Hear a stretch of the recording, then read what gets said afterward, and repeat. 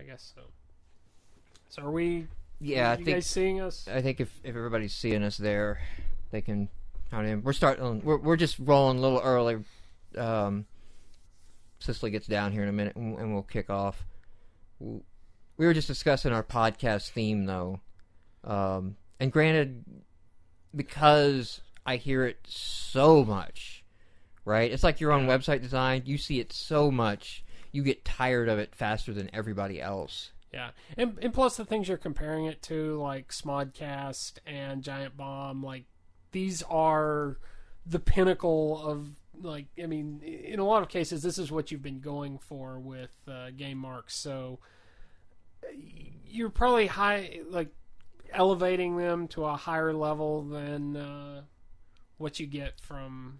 It is, but well, even Tested, they have a high energy. But theirs is slightly hokey, kind of like ours is a little bit. But I don't know. I feel we need an edge. We need a rougher edge. We need to beat people up a little bit more. See, I don't know. Like, are you wanting to look through Digital Juice for this? I don't. As much as I love Digital Juice for the music library and stuff we have, I don't know if we're gonna find our theme song in Digital Juice. We might. Okay, so we might, but it seems like, I mean, Digital Juice makes backing music. Yeah. They don't make musical themes. They make backing music. So finding a theme song in the backing music, I don't know. Now, another thing to do is to go back and break out the mixing decks and, grab audio clips from the show. Yeah. And make, something that's truly ours, because it's our own. Put a beat under it and then just mix them. Yeah, mix up our own stuff and crazy phrases and things like that. All right. You submit. Are we coming out good? What's. Marks. Mad Ninja Skills said, "I'll write you some dubstep marks." Are you not up on the lingo? Is that I am not is that up where on you're the failing? lingo. Oh, okay. I don't have the something where I okay. can see it. Some of that, I guess. Yes. Well, thank you everyone for joining. How many people got in the room right now? A couple. Two? Oh, okay. Hey, all right. There it is. The man of the hour. Welcome to the show. Hello. How's it going? All right. I'm going to turn you up a little bit on our end. Guys in the chat, Chris is on. We've had some issues with Skype being crazy loud over Justin TV, so sound check there, Chris, for the guys on Skype. Let us know how loud it is. All right, I'm not yelling. This is my normal talking voice.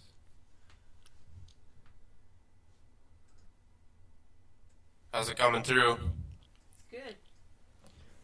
Levels look a little high. No, they look okay. They look okay. I think you're coming out as much as we are. This won't be a problem in the podcast. We haven't actually started the show yet. Okay. This won't be a problem in the podcast because I can audio mix and balance. It's just trying to get a mix live that works for Justin TV. Okay. All right, so we got Cicely down here, and we got you signed in to your chat and everything. I saw that. You can sign in too on Justin TV. It's justin.tv/VINULL. Okay, Justin. Sign into the chat, but kill the video stream because that'll echo back at you and everything. Listener, please turn down your radio. Please turn down your radio. Okay, go ahead, caller. Yeah. Is that link on for Justin TV on Twitter? Or? What did you do with my strawberries? Yes, it's up there on your little strawberries. Your berries that need some insight. I like them. They're sweet. I set them on the kitchen counter in a little plastic tub. Okay. Why, did you want to go get them? Or? Yes, I want All right, well, hurry up. You got like a few minutes here because I need to tweet that we're live, and then... You guys are all together. I'll kill the video, though. Yeah. That's kind of one of my rules. Like, I don't like doing podcasts where we're not face-to-face. it's okay to have like a guest on or have one person remote, but I know a lot of other podcasts, everybody's remote, but that's just not my thing. Yeah. Plus, It'd be nice if you could be in the same room, I guess, for, not everyone it's possible. yeah. Well, and also I've dropped like a couple grand on mics and audio equipment. I don't particularly trust Skype, so doing a weekly podcast, I don't know. Like, I've had good experiences with it, but I've also had bad experiences. So. All right, try to get this tweet down.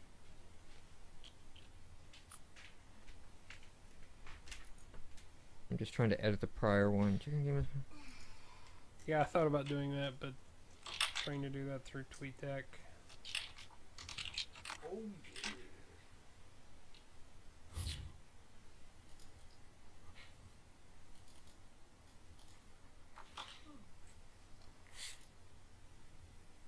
All right, we usually pick up quite a bit. I think around 10:30 or so. I guess. So it picks up as the night goes on. Okay. All right, are you ready to do? Dylan and I have to do we have to practice our sponsor ad bit at the beginning. All right, yeah, that's fine. So we're going to. Are you ready, Dylan? I think so. Let me retweet what you just posted.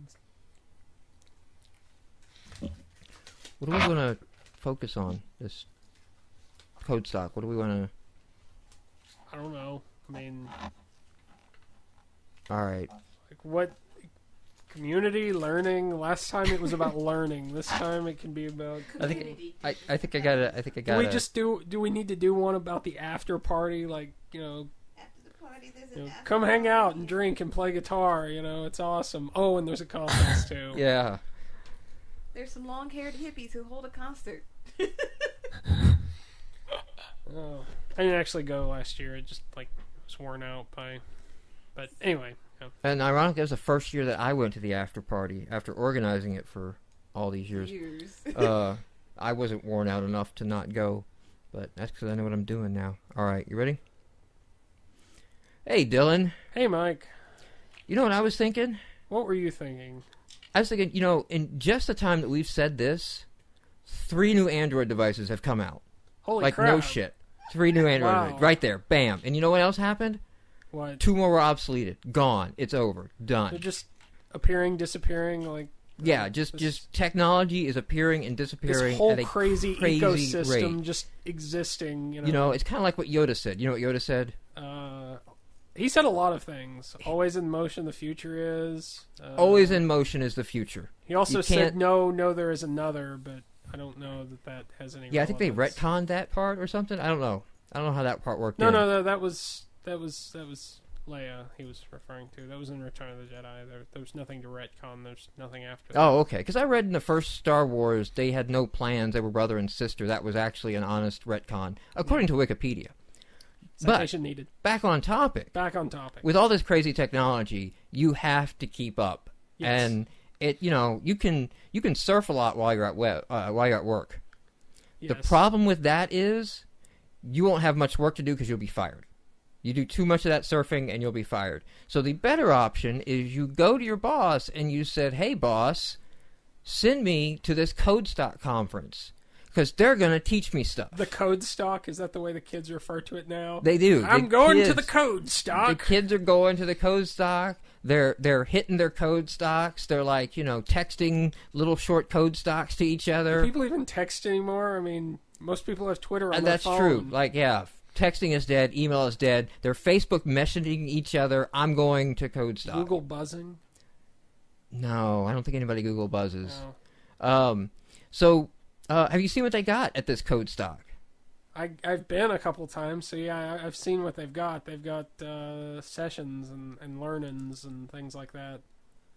You are a fountain of information, sir. Yes, they I have. don't know. What They are you have looking sessions, learning. They have Give technology. me more specifics. So you've got Android phone sessions, you've got Windows Phone 7 sessions, you've got that other phone that everybody has, but they don't have the other two. What's that one? Oh yeah, that iPhone.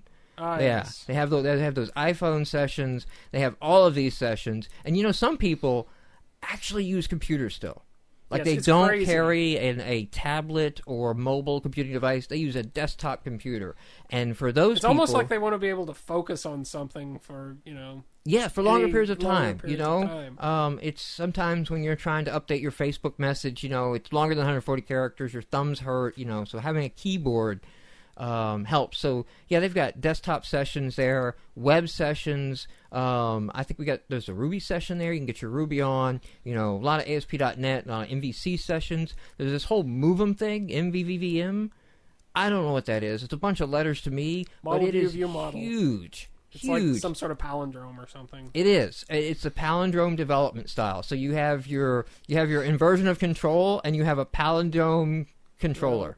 Model view model. It takes something, takes input in, sends it back You know out. what? I don't know. We have butchered this all, and we've Yes, we confused have. you greatly. So to get We're straightened just out, riffing at this to point. get straightened out, head to codestock.org. It's a conference in Knoxville, Tennessee, June 3rd and 4th. All right, everyone. Welcome to the show. We're going to get better at our ads, I promise. We lost a viewer as you ended that. Now, of course, by the time we've only got a couple more weeks until Code Stock, Yeah, so you the only have ads to hear get those better quickly. You'll have to hear those a couple more times. Tonight on the podcast, myself, Mike, I am joined with Dylan. Hi. Cicely is with us. Hola. And our special guest chair is Chris Steele. Hey. All right. Chris Steele, better known as Fun Infused Games. I think your most popular game of the moment is Hypership Out of Control, available on Xbox and Windows Phone 7, right?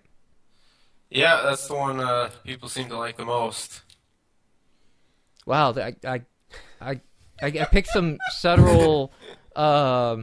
You have some comments there or something about Are there other games we should list, I guess? a rough that you gem would that rather everybody have? passed over? No, it's a gem that too many people have missed. It's not my top selling game. It's actually I've got two games that have sold better than it, but it's the one that's generally been the most well received, the highest rated of them all. My highest selling is just sort of that basic trivia or die game that I did a few months ago. I think in part probably because it has avatars, but it's also probably a little more casual. It was a very good. We talked about that on the podcast, and it was definitely one we talked about a lot because it was really good for the trivia game. I think what was my main issue? I think it was a little quick. I can't remember exactly. To I remember we buzz discussed in. it. I think like the computer. I was getting computer- angry with him. Was quick, but it wasn't always correct. There was a randomized. I will. Of course, fail we at this. played the trial of that, so True. If I think I remember right, Chris, in the Trivia or Die, the question and answers are shown at the same time. Yeah. I guess. I think that was my complaint. I would like to have the question up for a few seconds so I can kind of read it, allow my slow brain to process it and then get ready to hit.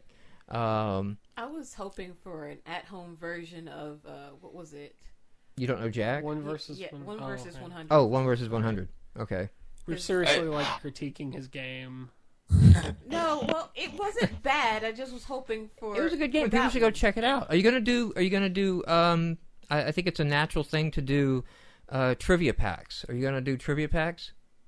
I thought about doing some more. I was thinking about doing like an entertainment kind of one. Hit just basically television, movies, maybe music, maybe not music. I'm kind of out of touch with music these days. So, except that Music is writing a not lot of trivia. trivia questions isn't fun. So, I think, you have the engine written, and I if it sold well, I think that'd be a good thing to do. So, all right. Yeah, it would be minimal work at this point. I mean, just basically coming up with the questions, and I like your idea. Show the question first. It would make it less about speed reading and more about actually sort of, thinking about the answers and stuff. Because if you get it wrong, you're gonna die. So Yeah. that's gives you it makes some people nervous, you know. Let me run around real quick. Dylan, you been playing any indies lately? I've been playing Sequence, and the review will probably be up next week. I'm to the last level of it right now. Sweet. Sequence. Yeah. So how are you finding that? Fill us in there. This is the game. I think we did a video of it last week. It's basically kind of like Rock Band or DDR. You can play it with the controller, the guitar, or the dance pad, which I thought is a really awesome idea. You know, it's not focusing on one. You have the 360 DDR, Matt? Yeah, I've tried it in all the different modes, and I can go into that. I think on the video we said that it didn't seem to be a great change in difficulty, but we got a comment from the developer that no matter what level you start at, it ramps you into that difficulty. So in the trial, you wouldn't have seen... You would have just seen... So how did it, when you went to the insane, did it get insane? It actually did. It really depends on what you play. I feel like playing it on the DDR mat, it feels a lot more natural. I'm not exactly sure why, because I've played a lot of Rock Band. I've played more Rock Band more recently than I have DDR. But it's...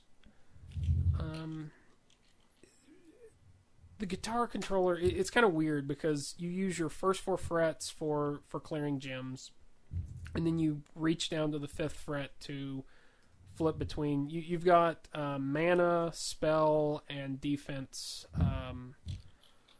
columns. It's basically an RPG. I don't want to get too far into it because there's a whole crafting system. There's crafting.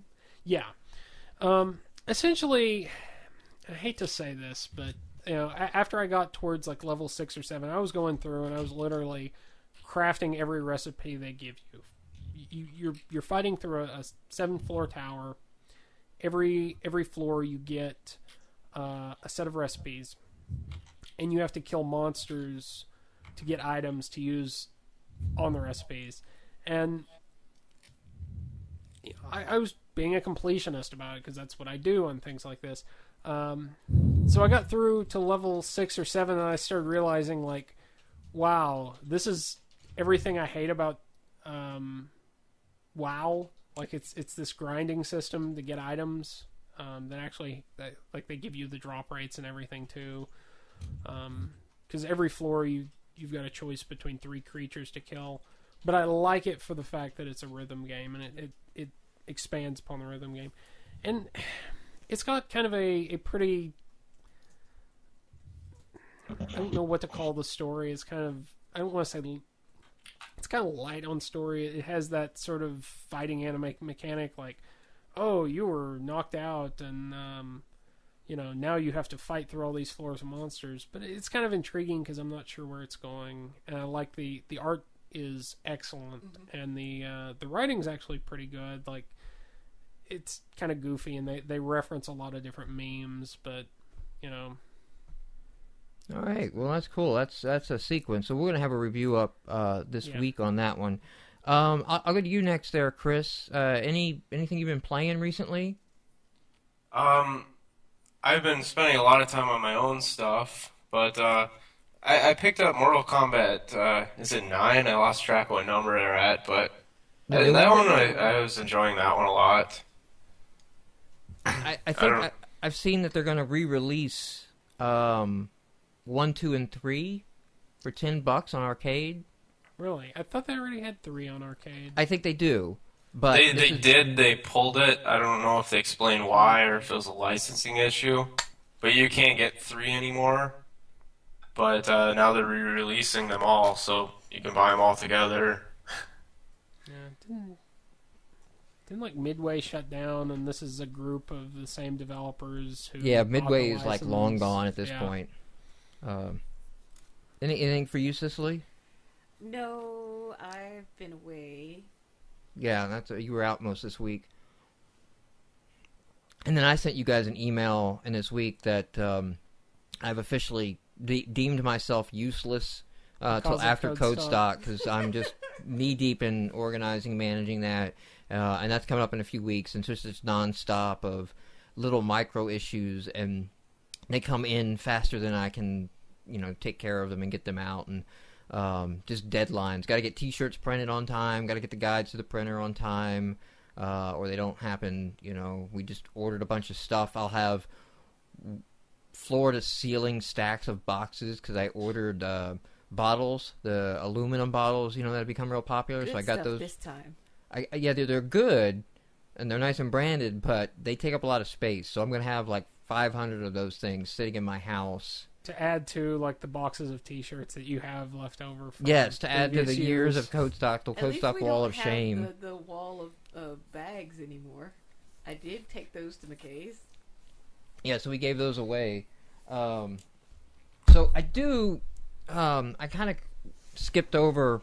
I didn't spend too much time, Chris, talking about some of your stuff because it's going to tie into some of the news items I have. All right. We have first up here. We have a press release. I hope it was sent out. Oh. Dear Lord, do I hope it was sent out to more than just us. Yeah. And this came in like earlier this afternoon. So Yes, this is hot news right here. Breaking story. We've just now had a chance covering to it like as it skim develops. through it and parse it. There's going to be a scene where Dylan is standing in the middle of the flood zone, reporting on just how bad it's getting here in a minute. And every time we cut back here, Flood of what further is the up question? Yeah. We have a press release from Jonathan Fluke, better known to everyone as Silver Dollar Games. Dun, dun, dun. I was about to do that. Wow. This Sad. press release That's where we both land. makes War and Peace look like Cliff Notes. It's This kind of a history or a manifesto because it's not really addressing any particular subject. I think it's in response to. it's voluminous. This looks like a when people hit send on their tweets way too fast. But this was a controlled. I was probably drunk when I wrote this, and still sit when I was sober, kind of deal. See, I'm afraid of piling on them too much, just because I'm of piling. what they said. People have been unfair to them in the But past. anyway, I'm and, setting up the size of it yeah. of why I'm not reading the press release. And if it was sent to other sites, maybe somebody will post it. I didn't find a blog of anything where it was up that I can link anyone to for this. But I mean, it's huge. Like Frodo looked at this and went, "That's fucking long, dude." Like I've gone to Mordor and back quicker than this press release. Now, the weird thing, so the gist of the press release is it's kind of trying to justify Silver Dollar Games, like why they do what they do. Yeah, it's basically taking forum posts, developer comments, tweets. A lot of this is stuff that we've said. I don't know. They don't reference us directly. They don't reference anyone directly. But it's kind of a response most of it, but to I all didn't of find a direct Yeah. reference because I have, and I'm on record. I'm on podcast. You can go back and I've said when you go to Silver Dollars Games website or you grab a Silver Dollars title because they have several accounts and not all of them are called Silver Dollar Games. And when you stack them all up, you realize if you were to pull this one developer from the service, the collective quality of the service goes up 20%. It's crazy, but it's never anything you think is a widespread problem. You realize, no, it's just two guys over here fucking it up for everybody else. And if you just address the two guys, right? So I'm on record with that opinion. Now the weird thing is that he says in this, there's the developer's lament of they did Blow. Really great game, really high art style. Came out really early. It's a really old game on the service, so didn't do commercially well. Yeah, I almost want to go back and play trials now of these games that they cite as I've their. played Blow back when it was community games, back before we were doing this, and yeah, it was a pretty novel, interesting game. Now I think at the time, because you could have $10 games, it was a $10 game on the service, and no, I didn't buy it. It was interesting. It was interesting, Right. but instead of putting out more interesting games and coming out with that, they, started going into, I'll use his own terms here, shovelware, Yeah. And the interesting thing is that while a lot of them he cites they're highly rated or they're popular or It they're wasn't 10. download. What's that? It wasn't 10. It wasn't 10? Only biology. Nobody can battle? hear you if you're not on the mic. Chonerd says only biology battle was $10 at the time. And someone else, Voiles also received the thing, and someone else Googled it and found it. Oh, okay. So we got a Okay. link. If there's a link pop up in chat or something, I'll make sure try to get that in show notes so people can read the manifesto. I'm sorry, press release that they sent out. Now the weird thing is down in is an admission that most of their games that are junk actually are junk and crap and only do a couple hundred in sales. Yeah. But they do them anyway. Yeah, and they basically said that this strategy has kind of allowed them to quit their day jobs and do this full time, which and they said they've had developers have told them that they're doing this the right way. Basically, they know the audience. Well, That's so here's my debatable. comment to reading and skimming this press release, and here's my counterpoint to their issue is that there's a brand, okay? There are developers that are making it, you know, Robert Boyd, Cthulhu Saves the World, they're making it. There's developers, Chris Steele, one of them. Dude, you're on there. You're on the cusp of, I expect to read one day a post on your blog of, oh my God, we're going to go to Steam with something. Because you're at games. And even, Trivia or Die, might be like, hey, it was something with avatars, and it still shows a high level of quality. I mean, it's still a game. It's Right. still worth its money. It's worth more than what you're Yeah. asking. It's a step up above don't be nervous talking to girls, Yeah, that. It's we have a $silver game new release this week of, Shoot or Date. Date or Shoot. Date or yeah. Shoot, yeah, and it's No, they actually mentioned that some of their games have been mentioned on Attack of the Show and on well, Jimmy they have, Fallon. but here's It's my like- point. They are the butt of the joke. They Yeah, no. they have a brand nobody wants to touch. Valve is not going to go to $silver games and say, even a good one, even when they Yeah. did Blow, yes, we want you on there. You're the type of developer we want. You're not the type of developer they want. You're not the type of developer they're They going to look might for pull Xbox one Arcade. game, if ever. So it's like by one of these- giving in to the dark side here, right? Like you've already set your allegiance. The rebels are going to have nothing to do with you. You're Sith, dude. We don't hang out with you. We don't go to the bars with you, and you're hurting the chances. If your goal is, I want to get big contracts. I want to make this studio a big thing. Maybe you want to stay independent, but there is our indie. Bottom. A couple $100 off a game is great. Then there's Team Meat indie. Which there's Marcus Pearson. I don't know. Notch. Okay, yeah. Then there's Notch I know who Indie, you're which talking is about he's indie with $35 million. Right. So I mean, there's definitely room for indies. You don't need to make multi-billion Call of Duty 3s, Call of Duty 4s, 5s, whatever. But if that's my comment to this press release is if that's your goal, then you need to take care of what you release, and whether it's good or not is second to whether or not you're actually trying to make a good game. And they're not trying to make a good game anymore. Yeah. Now, I think they said somewhere in the press release, and this may have been a quote from a developer, that this is basically a way to manage risk.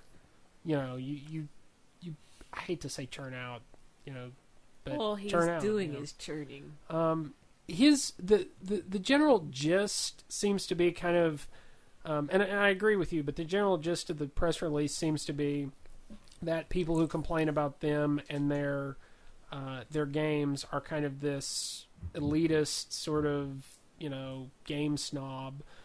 It kind of has that, don't trust experts vibe that, you get out of a lot of, that seems to think kind of be in the culture these It's a days. short-term plan, though. I mean, it really only has a short-term. It doesn't have long-term viability. You don't have to comment if you don't want to, Chris, but if you got any comments, go ahead. Well, I mean, I agree sort of with the point of it is managing risk. I mean, if you spend 6 months on a game and it bombs, you've wasted pretty much 6 months. At least in terms of making money, you've wasted it. Now you might have created something great that you love, and that's a different sort of means of success. But I mean, if you're in it for to make money, the safe bet is to make small, quick games. And if you have some kind of hook, like a pretty girl on the cover, you get a lot of downloads. Apparently, fart games get a lot of downloads, things like that. I mean, it's not something that I would do. I wouldn't want to be looked at as a developer that makes these kind of games. I mean, if I was passionate about that kind of game, I would be okay with it. If That's he what was I always taking wanted it to do, seriously, but I'd be fine. it's hard to. I mean, that's not what I want to do, and I don't think that's really what these people want to do either. No, that's the weird kind of thing with the. I mean, I'm not going to psychoanalyze somebody, but if it's bothering you this much to go into this essay, to do that, then maybe you need to just say, well, hey, it's bothering you. I don't know you that don't it's like. I don't know that's bothering them though. Like if you read through the press release, and heck, maybe we ought to post it just to It's posted. But I mean, discuss the controversy. just in the way of like it's a quote unquote cry for help. Like I'm not trying to over psychoanalyze, but Oh no. I think he when generally you're denying something so hard, like no, we're doing this and we're doing this and it's a good thing and we're doing this and we like it, even though like I said, he does cite in here like, hey, these aren't getting a whole bunch of sales on most of them. I think there's a genuine philosophical difference between us and them, and I don't mean to use us and them as far as like one group and like. But there's a general philosophical difference, and nothing is going to bridge that gap. I don't know. Do we have Klingerman in the chat? Did George come in tonight? Because I will take up George's position too, though, that what makes Xbox Live Indies awesome is that they can do this. Yeah.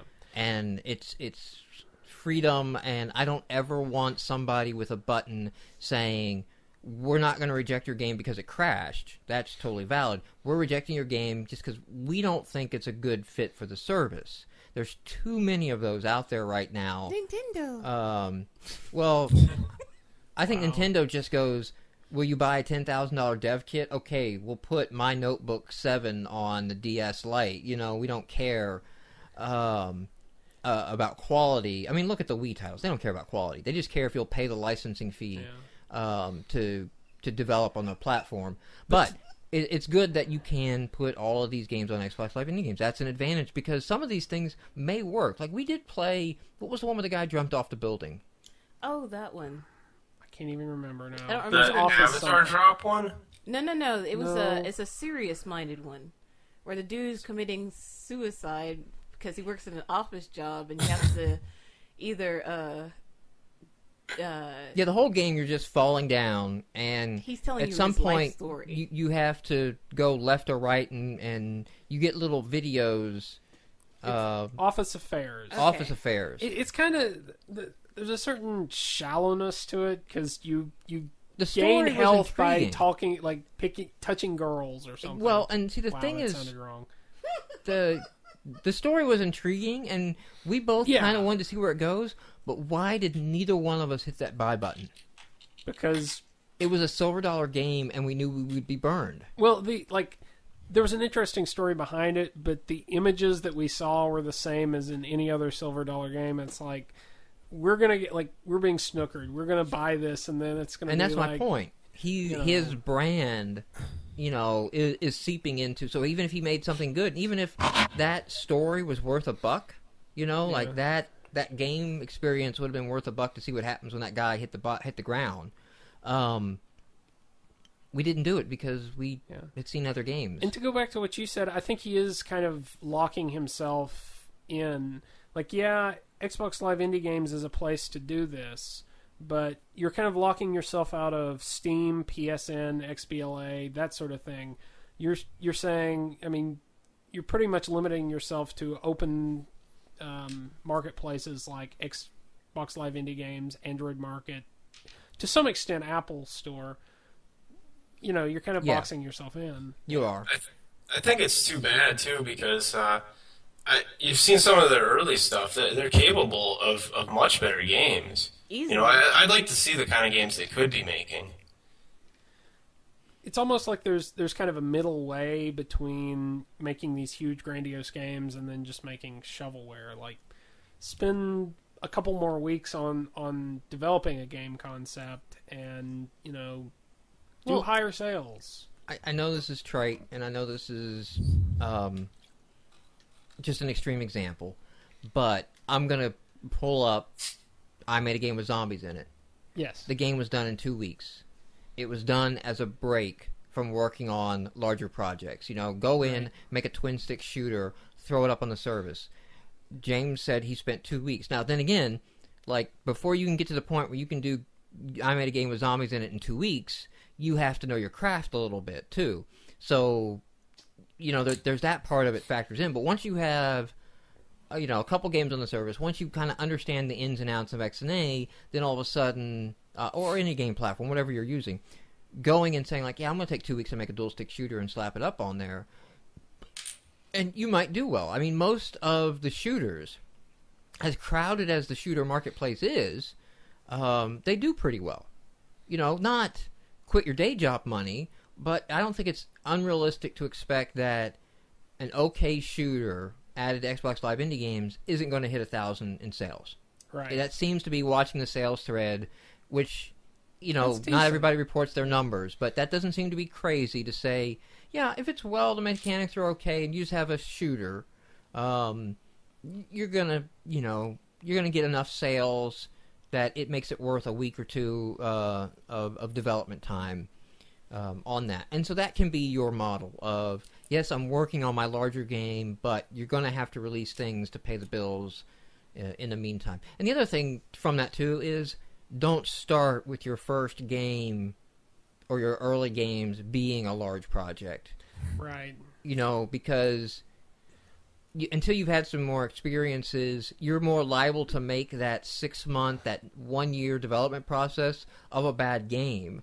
You're susceptible to making, I don't know, say Inca blocks, because you'll put blinders up to feedback. Like, we had feedback it was a bad game, and we just ignored it and plowed on. Well, to be fair, you can still create a small game that is decent and it not do well just because of other factors. What else gets released at that time? But if you only spent 2 weeks versus 3 months, Right. 4 months, better. you're not losing. you're not as mostly tied to it, and you're not as invested in The it. trick is, Silver Dollar Games is following that exact advice. They're just taking it to an extreme. There is kind of this balance, and you They cannot just need quantify to do it. some competent clone games of better games, and they could churn out some of those, and I'd be fine with it. I And they could see get a that. better reputation than churning out fart mobiles. Well, I think at this point too, they get a new developer account, they get a new name, and they don't link it No to any of the other video, ones. no stock that would be photos. best. Yeah, Or they just upgrade; they become gold dollar games. you know, actually, if they go and they get gold dollar Second to games, dollar and they games. put like Blow and all their good ones into gold dollar games, and they have silver dollar games, and then maybe I don't like want to some see of them. bronze dollar. Yeah, games. no, I'm gonna say they gotta have like bronze dollar games too, and they segregated them a little bit. I would trust them more. And, yeah, they were being honest. Like, hey, this is a bronze dollar game here. Oh, It's kind of like the car companies. You know, you've got your GM that owns Cadillac that make the really nice ones, and then you got your Chevys and, you know, some of the other cheaper ones. Hey, But I there's- love my Chevy. Well, I was trying to. What is the low end GM? Is there? I It's don't not know. I Chevy, call is it? those Kias. It's Kia. Okay. Oh, yeah. do they have a low? I don't know. I don't pay enough See, attention to some of them cars. like are weird to follow too, because like Ford is Mazda, you know, and like it's all kind of colluded now. But yeah, you get the point. Like, you have different brands. You know, when you do a Cadillac brand, and there's an expectation. You know, when you do a Dodge pickup or something, there's a different expectation of what that's going to do. And obviously, they're not afraid to having multiple developer accounts. I don't think that would be a problem. Like, I mean, we're assuming that they need to segregate this, and maybe that would make them more. That would redeem them in the eyes of the community. But at this point, I mean, that's what they're trying to do with this press release, and I don't think anything is going to redeem them. No. They just need to keep doing what they're doing if they think So, that's all the way right, to go. I don't want to make this a Silver Dollar Games beat up podcast. No. Good news this week. We can control our release dates. Woohoo! Yay! I think that's a bigger deal than the surface people are realizing. Because anybody that is doing marketing or promotion of a game, I think that's critical. And What? It should be Gold Digger Games. Gold Digger Games. Ooh, wow. Who said that? John. Oh, we're not saying they're a gold digger. Oh, I don't know, but they ain't messing with some Photoshop. I don't know where you go with that one. We'll work on that and come back to you. The Gold Digger Games parody. I want to see that on YouTube. Mad Ninja Skills, sir. I know you have the musical talent to make that happen. That is your homework for the week, James. Oh, wow. Gold Digger Games. But scheduling. Like, this could have fixed so many problems with the Winter Uprising. Oh, It would have definitely solidified a lot of things in the Winter Uprising. So it's going to make that kind of thing possible. It's going to make getting in touch with it. And this landed news on Giant Bomb. Did you see this, Chris? No, I didn't see it on Giant Bomb. I saw it somewhere else. I don't know if it was Joystick picked it up. So Giant Bomb hasn't hardly covered anything to do with indies at all, and I know that because they're one of my favorite sites for mainstream gaming press, and it's just kind of heartbreaking. They did like a one quick look video of indies, and they just picked a bunch of random ones based off of like the new releases list for the moment. So it's like they got the worst of the worst, and you know that just kind of like this is why we don't mess with this stuff. But they reached out, and one thing I want to point out in the Giant Bomb article is they reached out to the developers for comment, and they reached out to the developer behind Sequence, Jonathan, I think is his name. I can't remember. Jason, I'm sorry, Jason Wishnov, Iridium Studios. They reached out to them for a comment. And so, they just said, hey, you get an email for a comment. You're like, oh, well, this is great. This is great. This is on there. However, I wish I would have known this because it almost literally came out the day after Sequence went live. I think it was 4 days. Yeah, or 4 days. So, it sucks. Microsoft has no communication with the community that this is coming because, I totally would have held off on Sequence for a bit so that I could, build up marketing with a solid release date. And unfortunately, the article really hits on that point. It's kind of the bane of indie games and mainstream press. Anytime indie games get covered in mainstream press, like the mainstream press can't be bothered to click through to the forum maybe and read the full thread or something. So they cover like one side of the story, and it's usually it paints the indies in a bad light because a lot of the comments went like, wow, these indies guys get upset over anything. And it's like, you guys don't understand the context of which, like, Microsoft no communication is said in. Yeah. They just assume it's an iPhone marketplace, it's an Android marketplace, and, we're kind of spoiled and we expect everything, in indie games. They don't understand, like, we have no clue what's coming. We had no clue anybody was even working on it. We are not XBLA. No, we're not XBLA. No, the comments in there say, I don't understand what the problem is with the indies. I enjoyed Super Meat Boy, and it's like... Did they actually say that? Yes, those are comments. I've seen that one. I've seen that kind of comment a lot. Yeah, and it's like, no, we're talking something different. We're not talking indie studio.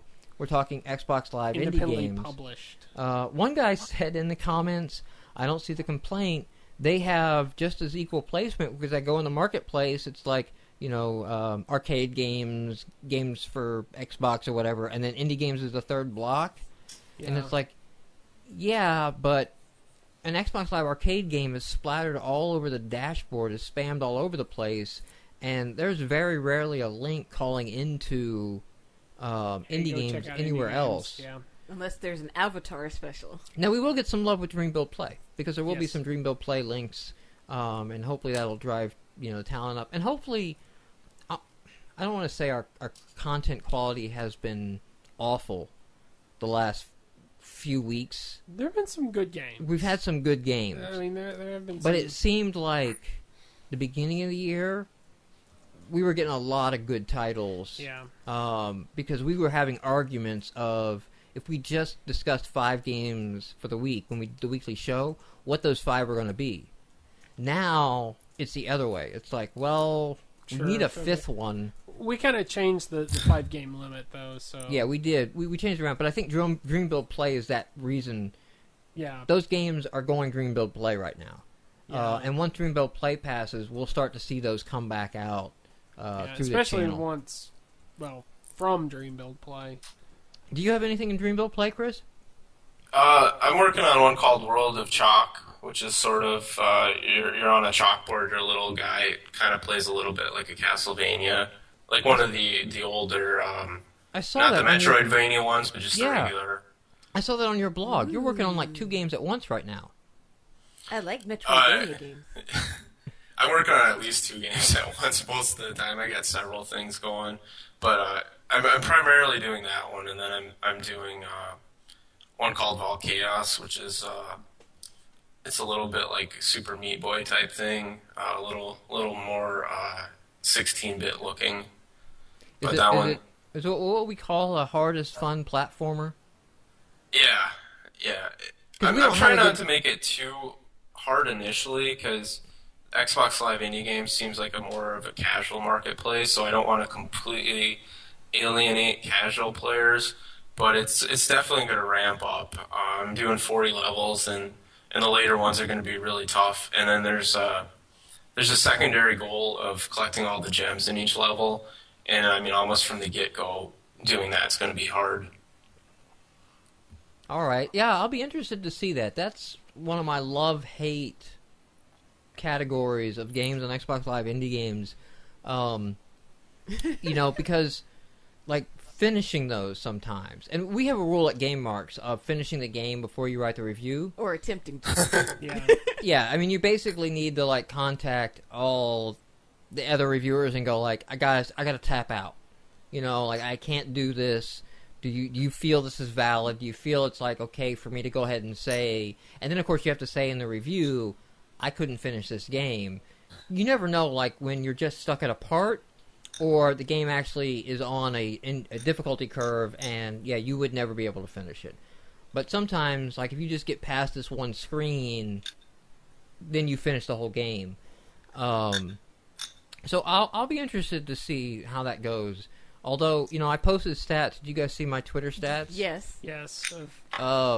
So, if I rate your game, you got pretty good chance of getting a pass.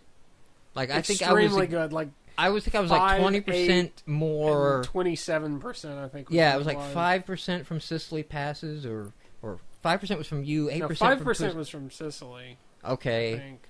And then, no, I think she had the lowest. I think you had 8% Sicily, 5% from you, Dylan, on pass. On pass. And then like 27% of my ratings have been pass.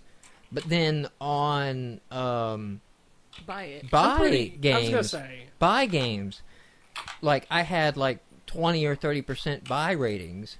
yeah. Like I have very few try ratings. I polarize. But Sicily shocked me because she has like something ridiculously low. Like it was 4% buy ratings. Mm-hmm. Yeah. Like you cannot please this woman. I had the highest buy percentage, but I had like the middle pass percentage. So I use try a lot, and I use probably buy more than I should. I guess. I mean, I'm one of the games that I said buy on was something like a hardest fun, Avon Hawkins. Because it started out hard and it got harder. That's true. Avon Hawkins got a buy because you reviewed it. Because I think if Dylan or I reviewed it, I don't know it was pulling a buy. It would have but probably I been a try. loved it. It brought up old school memories, and then it was hard and got harder, and I was like, I'm going to fail at this. Brought up old school memories, and then post-traumatic stress syndrome. Yeah. That one was tough. That one is a lot of memorization, I think. Yeah, I mean, right from the get-go, too. Where you just be walking and just get killed by something. Like, oh shit, I gotta remember next time not to do that. By the end of this time I was doing the review, I was playing it and just seeing new levels just by skipping forward. I knew instantly what was going to kill me. It's like it brought up those Mega Man instincts of that's going to kill you. Don't stop moving. Jump, jump, jump. Now I think because I'm in the middle of Mute Crimson, and that one I didn't expect to be that hard, because when you play the trial and you play actually almost the first 3 levels, it's divided into worlds. Kinda like Super Mario it's got like 3 worlds, 3 levels. Almost through the 3rd level, or until you get to the 3rd level, it's just a nice platformer, and I was kind of enjoying, like, oh, this is kind of a nice, interesting platformer. And then the difficulty ramp went up, and I feel betrayed. The first world was actually pretty easy, and then you got to the second world, and it's like, wait a minute, wind? They're going to spring more? Well, the wind wasn't too bad, though. It was just kind of like, yeah, it's a new mechanic to learn, but it didn't get crazy. When you get into, like, I'm in, like, the 6th or 7th world. I think it's the 6th world. The 6th is the last world. It's pixel precision now. Like, you are down to, like, you need to jump perfectly at the right pixel, hit this, hit that, do a chain of events in the series, and if you blow any of it, guess what? You're starting all over, and, you don't even get the cute poof, poof, poof, poof. Yeah, it's oh, man, yeah, so, speaking of Giant Bomb, which sets off on this path, if you go on there's Jeff Gerstmann playing Mega Man 9. There's a video of him, and it's nothing but swearing. Fuck! It's nothing but fuck, son of God, fuck, just constant. And it's not staged. Like, you could tell. Like, it's total. Because at one point he was just trying it, and he's like, "Well, fuck." we didn't have GameMarx up at the time. Well, it was Chainsaw Buffet. I think my comment to Mega Man 9 was fuck Mega Man up his little blue poop chute. That's what Mega Man 9 was. I think I tried the trial, but I gone back and played the Mega Man collection for the original Xbox, and I was suddenly realized I had forgotten how hard the games were. Like, back in the day, I could totally do it because I played a lot more of those games. Plus, I had Nintendo Power, and now it's just like, I don't have the patience for I never forgot. I just don't have the patience anymore. I still play Mega Man 1 and 2. I still Dude, it's having awesome. fun. That's like a Contra itch. It's like every now and then I will, of course this is on my DS now because I've hacked my DS so I can load all my NES games on there. I will I'm going to play through Contra. I'm going to play through Mega Man 2 again. Awesome music in Mega Man 2, by the way. As soon as we hook our Nintendo back up Oh. upstairs, I'm going to be playing Battletoads. Pressing forward on news. Cthulhu Saves the World. Coming to Steam. Fucking awesome. That is great. I hope that because I got in on the Kickstarter, that we can get Steam codes for our versions of the game, that come in that level. I don't remember what I did, 25 or 50. I don't remember which one I went in. 25 or whatever. I remember asking Bill if I paid, I think, it was 50. I was like, if I pay 50, will you put my name in the credits in Comic Sans? And no, I could not buy Comic Sans in the credits. It's probably better. As that, so that's really good. I did not actually finish Cthulhu Saves the World on Xbox. You reviewed it, Dylan. Yes. And so since you reviewed it, I kind of played it a little bit, but then I had other games reviewed and everything's going on. I didn't get to finish it. So I'm looking forward to being able to play it on the PC and play it the first time.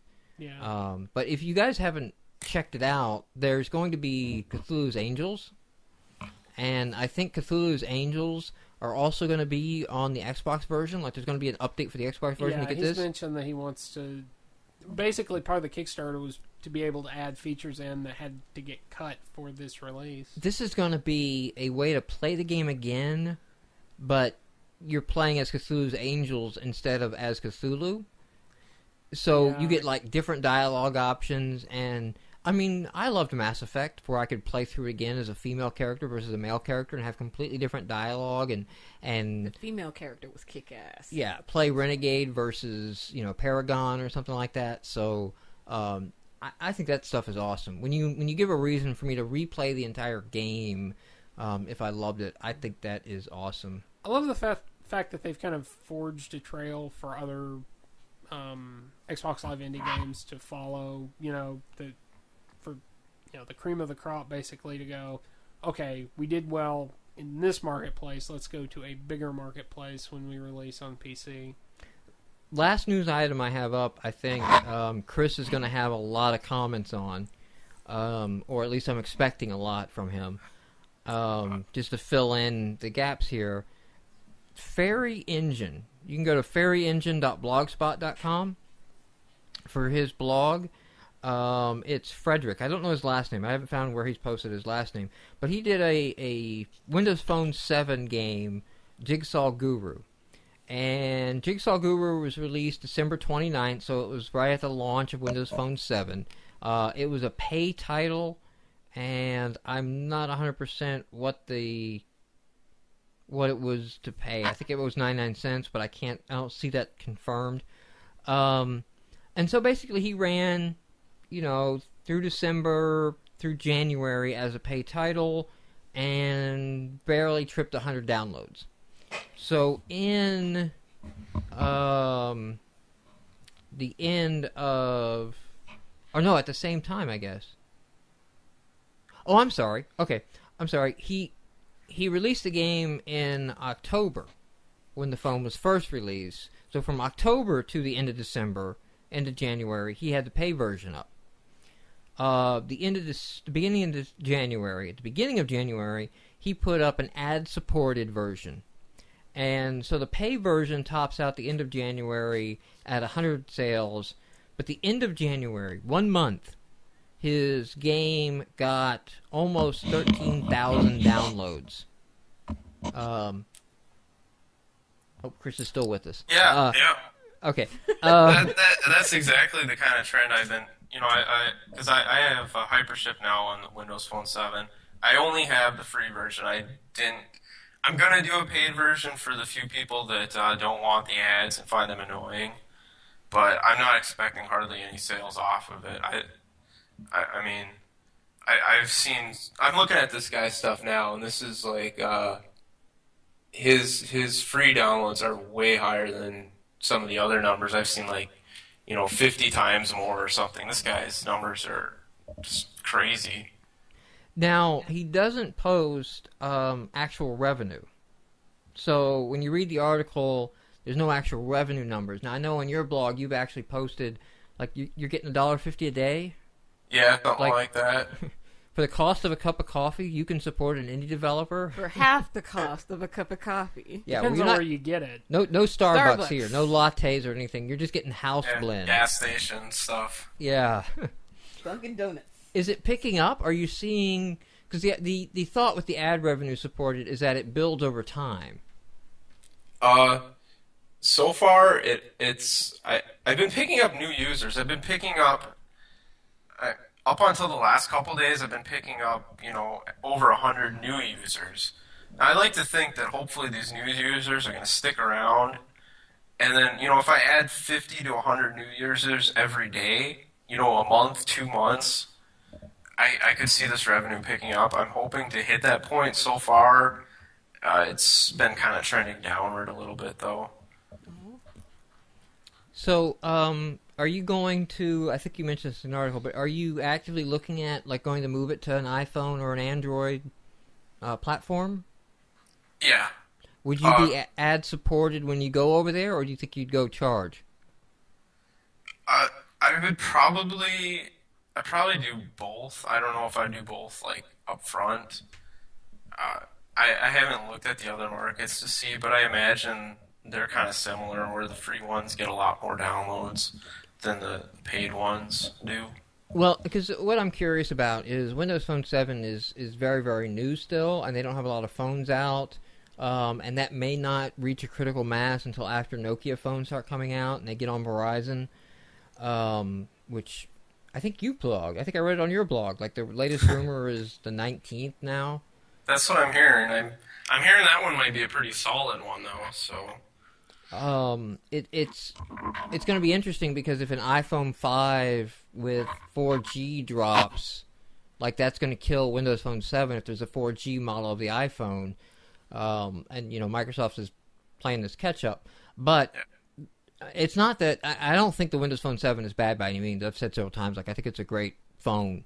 I saw the guy who did the Code Stock app, and I saw his Windows Phone 7 version, and I think that's actually my favorite version so far, because I think Metro is a really good UI, and just the way that phone is done, you know, it's like, you guys got that right. You got the operating system right. Unfortunately, you have Microsoft marketing behind you. So, you know, you can only do so well. You're playing catch up, considering that. And you know, yeah, you're late to when this. you were released. You're late to this race. But what I'm curious about is if you do go onto Android, Chris, and you go app support because they have a larger market. What is the arc for the indie game? You know, does it like, hey, yeah, I can actually build a small, but I can build a recurring revenue stream, and once I get 4 or 5 games on there with a recurring ad revenue stream, all of a sudden it's like, yeah, I'm good on the bills are being paid, and that, you know, the dream is to free yourself up, right, so you can focus on, you know, the ultimate game or whatever you want to make. You know, that you have some independence there. Yeah, bigger games. Oh yeah, The ultimate. I mean, that's the doing the ports is nice because like Hypership took me a month to port to Windows Phone. I completely touching a new audience for a month worth of work versus, you know, 4 months or whatever to put a whole new game together. Yeah, do that for a few games and then, you know, work on some bigger ones. I'm not gonna do projects I don't want to do. You know, I'm not gonna be like, I need to kick out something, you know, and just do that. I still do the games that I'm passionate about, you know, so I am doing my big, you know, dream projects and stuff. I think that's key. I think for all the indie developers, anybody who might be listening to this, that is key.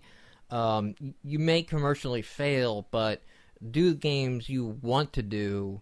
I think if, you know, look, if you're going to do games you think will sell and you're just going to do that for the cash, it is much easier, I think I read your bio, to be a web developer and, you know, like have a day job like I am, you know, and do software development. You can get, you know, $75,000, $85,000, $90,000 a year doing that, and do the games as a hobby rather than like, okay, maybe try that silver dollar games approach. Yeah, and that's actually a good way to get into it before you decide which approach you take. Yeah.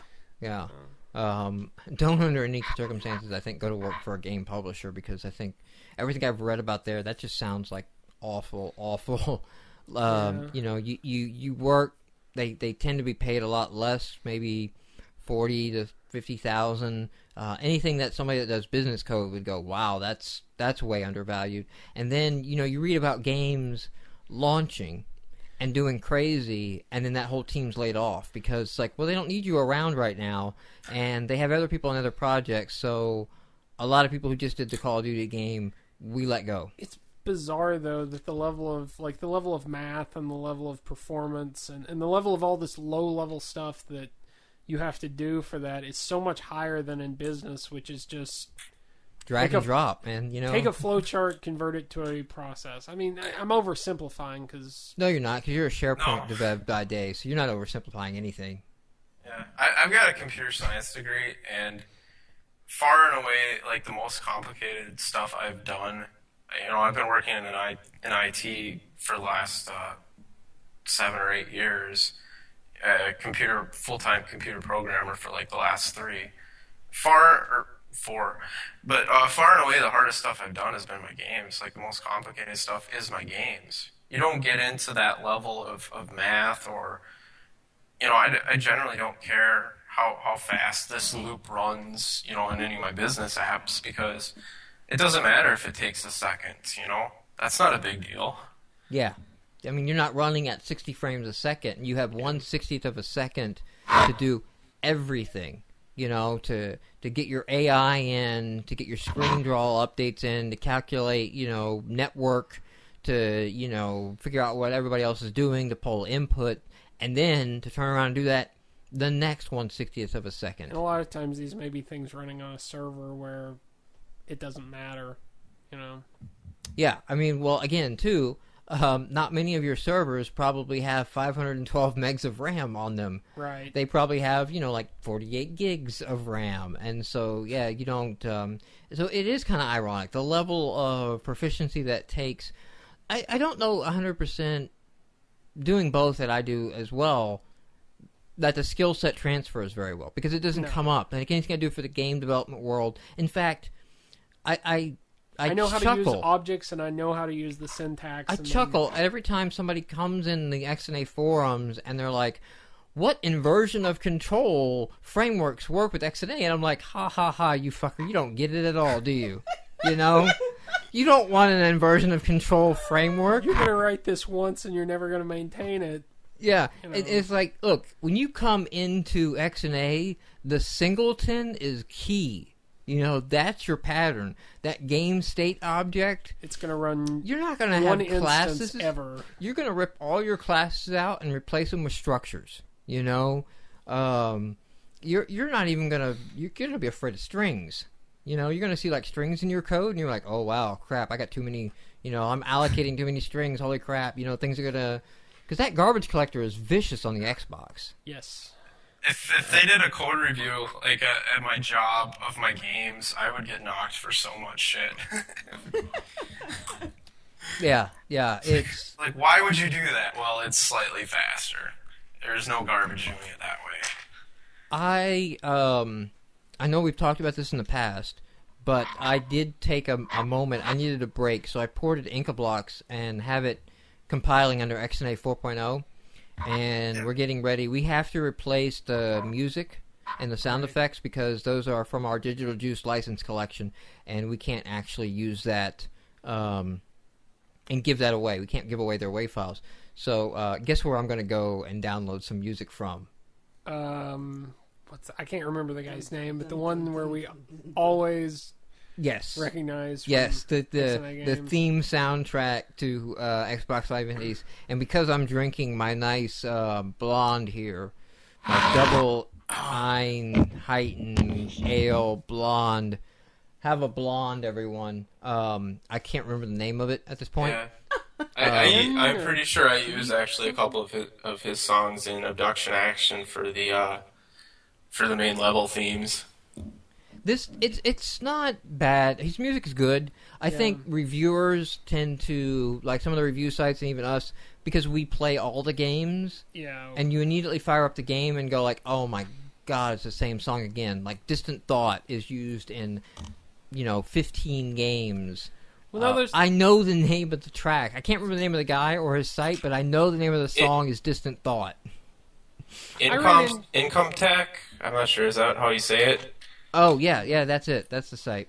That Chenard there in the forums gave that out. Kevin MacLeod. MacLeod, Yes. yeah. Kevin MacLeod. So I'm going to replace Inkablocks with some Kevin MacLeod music. Distant Thought will be one.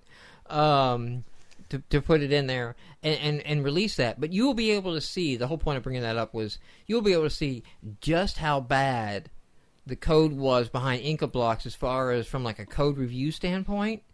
But I am still damn proud of the fact that we went through our first peer review with no fails, all passes, no issues found. Of course, we hardcore checked that. We did. The evil checklist. We did run it a lot. It was a pile of crap, but it was a good pile of crap. Yeah, the code was solid. It was just a nightmarish mesh. And for anybody listening on the podcast or just wants to go in there, the file you want to peek at is the AI of the computer, because that's the one that like sent me. It was weeks. I think it was 3 months, 4 months. How long did we spend on Inkablocks? 4 months, I think. I guess it was. Yeah, 4 months. 3 people, 4 months. And in that short cycle, at least a month of my time was on the AI calculations, because it was just speed related. It was just, I have a board and... It's getting stuck again! Yeah, it's getting stuck again. And you're doing this on a separate thread, so you've got all kinds of, possible race conditions. I got all kinds of race conditions because I'm doing it on a separate thread, and synchronization issues creeping up, and... because I was trying to, because I couldn't get it fast enough, so I was trying to make sure the AI was thinking on the player's turn as well as his own turn. And we'll release all of that.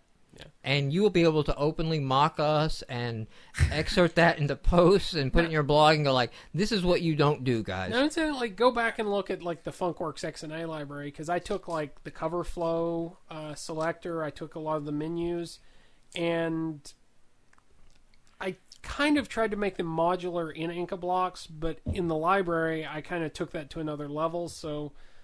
I mean... Well, you know one thing we I don't never know. knew about? We never knew about the game component in Yes. XNA. We knew about it, but it was just kind of like... We Yeah, we can do invented... that. Well, by the time we found out about it, we had already invented our own game component system. The iScreen... The Yes. iScreen interface. You screen, I screen, we all screen for iScreen. I thought it. You did not have to say it. Again, the blonde is 7.5% volume by alcohol, It's or almost alcohol by gone. volume. Yeah, and again, when you weigh $1.05, that's all it takes. Sigh. I actually don't use the game components in any of my stuff either. I just have classes by themselves, usually with draw methods or update methods that I call. I kind of like being able to see, the whole game loop where everything fits in, because I don't always, use a specific order. I might be like, I need this one to go after this one, but I also need to draw in a different order. So I kind of like having more control.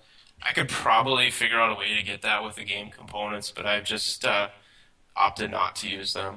Yeah, see, I'm ignorant as well. I don't know how to take a game component, drawable game component, and tell it which one I need to draw first and which one I need to draw second. And I'm kind of worried about, like, having to micromanage, well, on this screen, we register this one and unregister this one, and I don't understand how it works yet, and I think we would write a lot of absolutely terrible code trying to wrap our minds around, like, the right way to do it. Well, and plus when I was going through the code and I was porting it over, so apparently, we didn't realize this the first time through, it's bad to call sprite batch begin and end Yeah. like 20 times in a draw statement. Really? Yeah, I mean, Yeah. that's not good. That encodes, because in XNA 4.0 they switch things out about, and they actually make it a little bit more I guess that makes difficult sense. I didn't because know they were took doing it away. that much. Well, in XNA 4.0 they took away the save state feature. So before you could like call sprite batch with a save state, and that would save the state of your graphics device, so that when you Okay. ended it, you didn't have to reset it to everything it was before. It was Because we were doing it mixing for 3D you. and 2D, and that, yeah, okay. And we were mixing it back and forth, left and right, up and down. Like our components were so poorly matched. It's surprising that game did run at 60 frames a second. Okay, that's why I was surprised, because I was doing a bunch of UI code, so I was not, like, switching back between 3D and 2D. Well, although I used an example from Chad Carter's book to do the cover flow, and I think I copied, like, I used my own shader to do that, and, like, Basic Effect apparently would have worked to draw a billboard. yeah.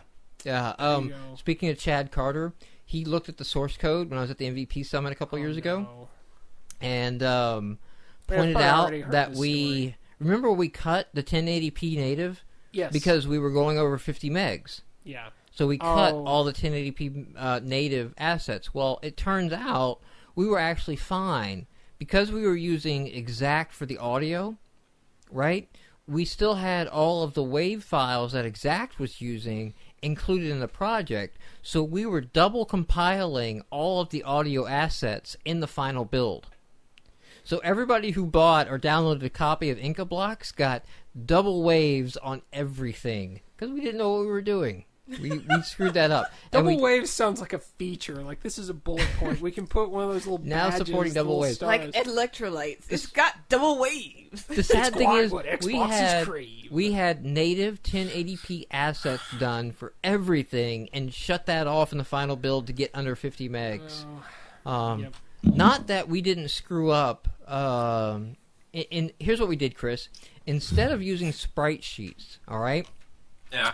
I work at a television company, and I actually work on systems that throw graphics up on the screen live. I think I've mentioned on the show before. You can figure it out. I work for Drury Television. I work for a QVC-like station where you call in and buy stuff station. And the group I'm in actually supports, we actually do the software that puts all the graphics up on screen that show you the price and everything. So the data's coming from the database, we're generating images on the fly and throwing that up on the screen. Now the way we do that at Drury Television, and the way you do it at a television station, is if somebody has to put something in the bottom corner, you don't record the X and Y location of that image. What you do is you create a 1080p 1980 by 1020 or I'm sorry 1920 by 1080 image with most of it transparent with the icon or the image where you want it to be. The advantage of this is when the artist decides he wants to move it, right? Yeah. You don't have to update anything. You just change the images. Now, the downside on games is you're not actually running, like, textures are not compressed in RAM.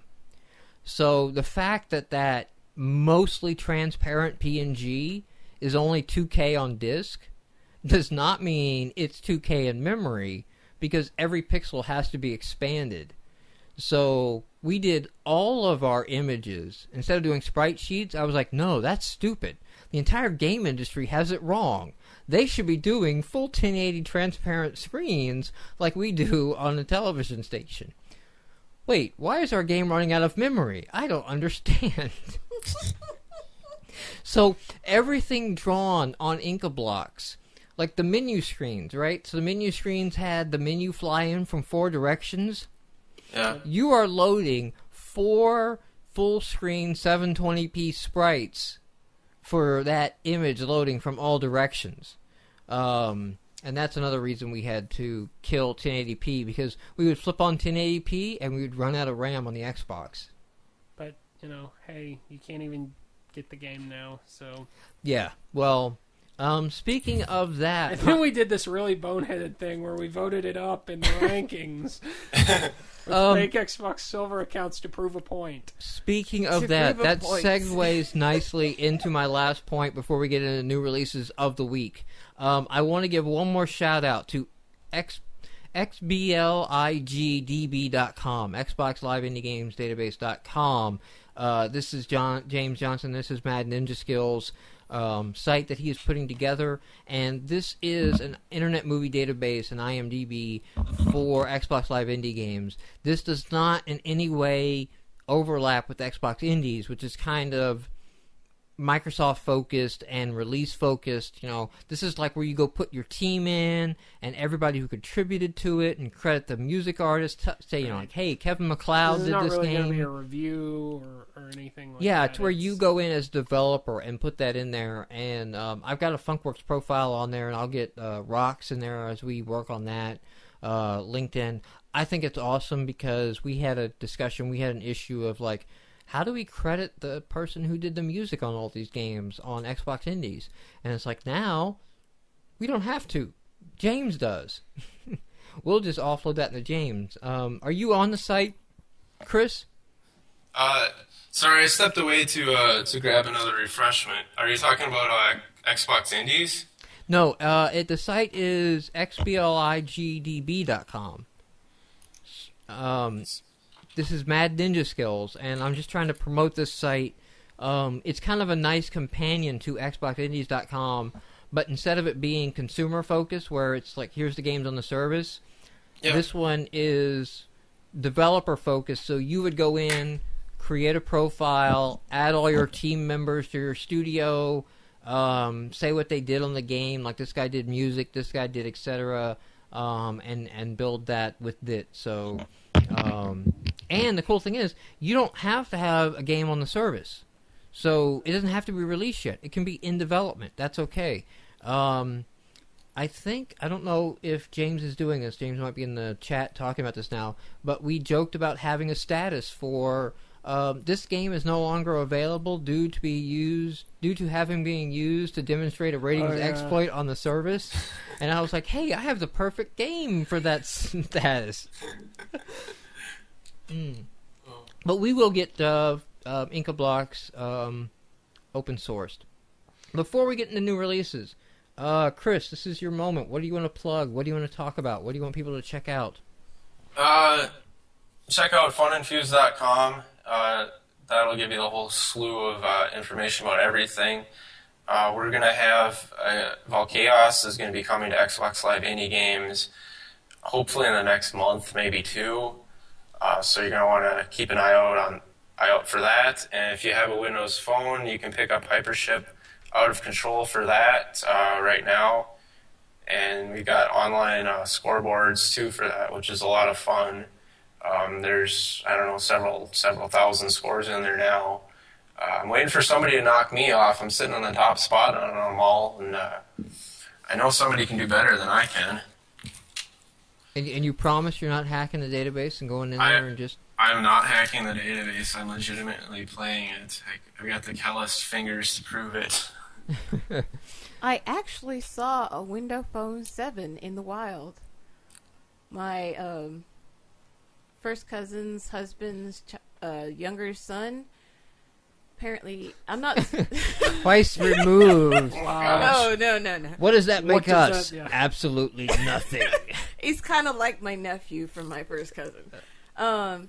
Anyway, he seems to... I'm not certain if he's autistic or not. I didn't ask them.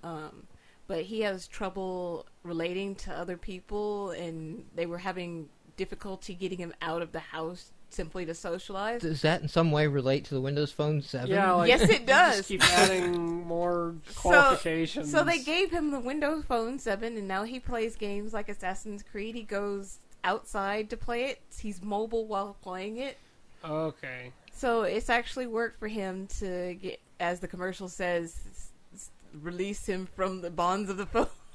Chris, I've been meaning to ask somebody with Windows Phone 7 because you cannot from Xbox Indies connect to internet and things like that. From XNA, you can fully reach out into anything Silverlight could do, correct? You can get out to the internet, you can have your own systems, internet leaderboards. Yeah. I set up a web service for Hypership Out of Control. There's just a web service. It's an ASP.NET web service living out on my web server, and I just make like asynchronous calls out to it, and it works great. I mean, it's just the .NET libraries for it and everything.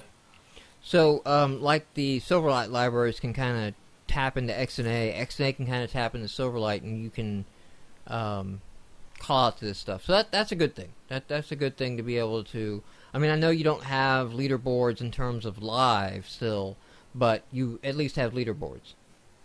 Yeah, I've got mine all online. If you go to funinfuse.com and then if you just click up on the high scores link on the top, it's like the second item over, I think. You can see them all. Those all get submitted in from the phone. It takes a second or so for the scores to go back and forth, but it's overall not bad. It's worked really good. Now, wait a minute. Let's see. So you mentioned Hypership.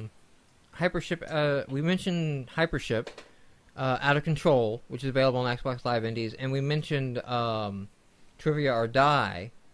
But Abduction Action is also one of your games, and let's not forget Nasty. Wasn't that your first one on the service? Yeah, I wanted to mention that. I didn't get a chance when you guys were talking about what games to start on, because, what games to do for your first, because I'm a bad example. I spent 8 months on my first game.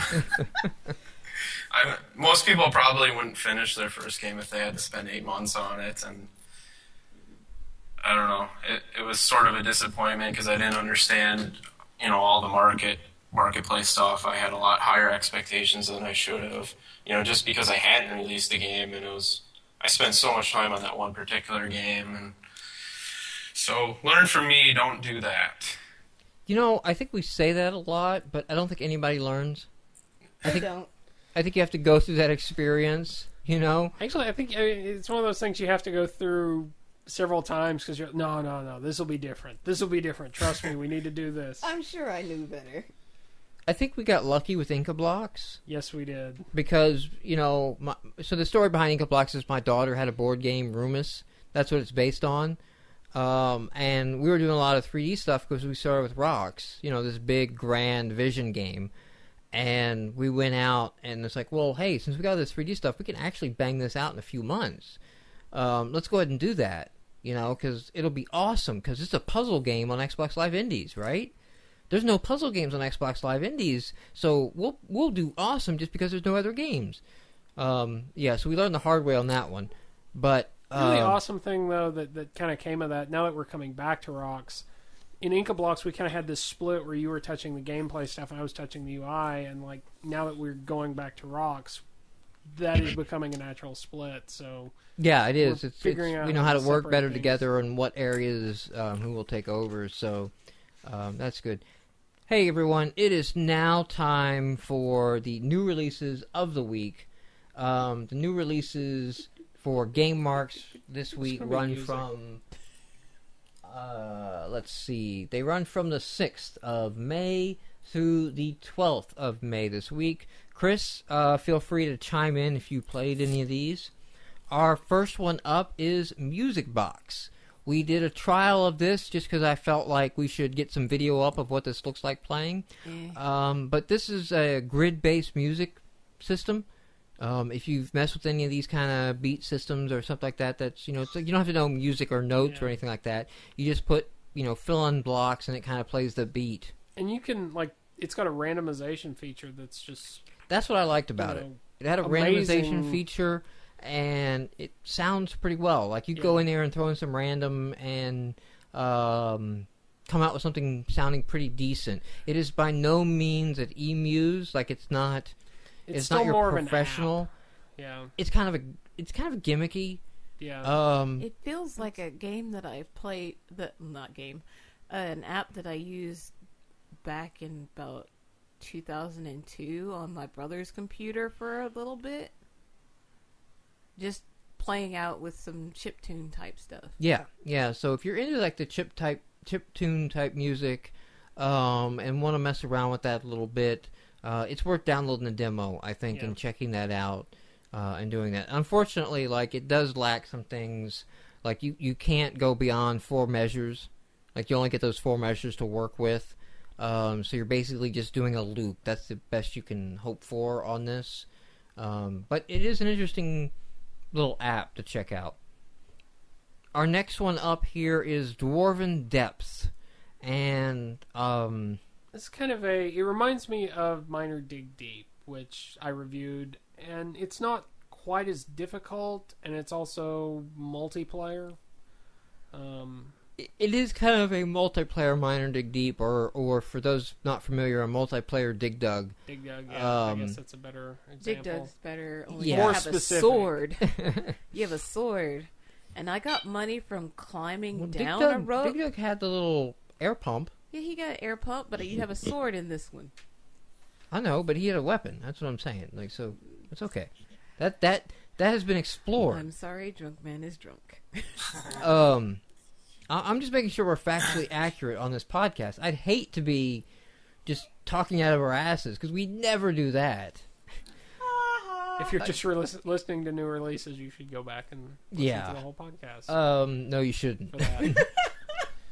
I want to point out that I'm the sober one here. Woohoo! I started out with 11.5%, and then I went down to 10.5%. Now I'm at 9.5%.